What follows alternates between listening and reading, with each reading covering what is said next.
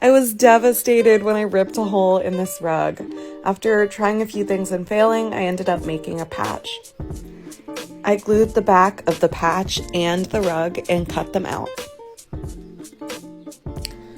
I had measured it to be the perfect size, but when it was filled with yarn, it did end up a little bigger, which is great. Better to be able to cut it down to size. So here you can see I'm just seeing where I want that patch to be. I cut it down to size, and then I used Gorilla Glue hot glue sticks to attach it into the main rug. The patch was already pretty secure at this point, but I ended up gluing on a backer fabric anyway, because this is going to be a floor rug most likely.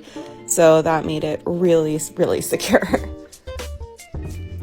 Then was my first time ever trying shearing a rug, and that really made this all come together, look really beautiful, and made the patch, I think, not noticeable unless you know where to look.